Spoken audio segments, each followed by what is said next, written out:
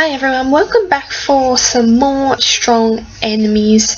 This is the hard stage. As you can see there, the S1 plus recommendation. You do win the 4-star Heath there, who is, I guess, another duplicate. Scopely likes to throw in the mix every now and then. You had a chance to win him before and now another chance to win him.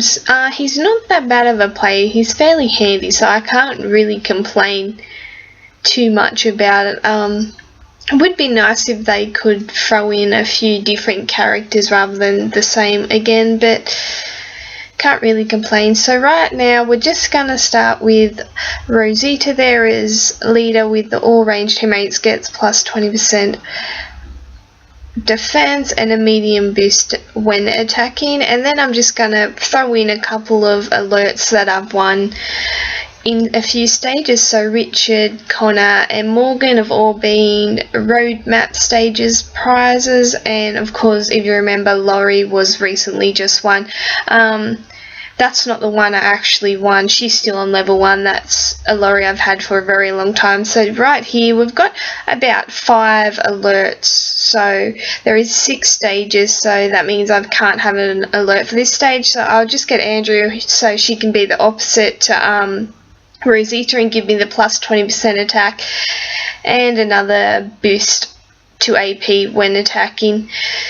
So basically with this one we're just trying to kill as many people as we can with these alerts. They're not overly upgraded or leveled up in any way. Laurie's tier 3 and the Connor and Richard and things like that, they're still fairly early in their leveling up and tiers, but they should be enough to hopefully get me through these strong enemy stages. If it gets a bit harder in the end, I'll probably just use the battle items and get through it and get me another Heath. The Heath I'll probably, more than likely, will never lose.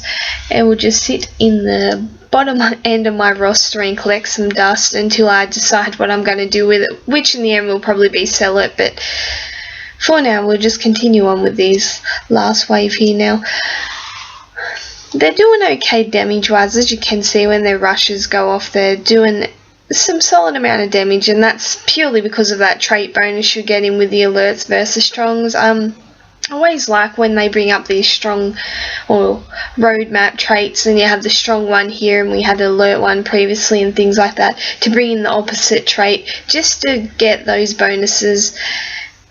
And I guess sort of test out the different versions of the all traits I can get, whether it be all reds like it is here, or all greens or blues, yellows and things like that. I just like to try out different ones and let's see how they go and see how they're progressing with their upgrading. So these guys are, you know, they're not my first class alert team, definitely not my second or third class either, but they're just a little mixture of characters I've run recently in world map stages that have been red. Rosita not really, Connor, Morgan, Richard, Laurie, they've all been recent roadmap winners.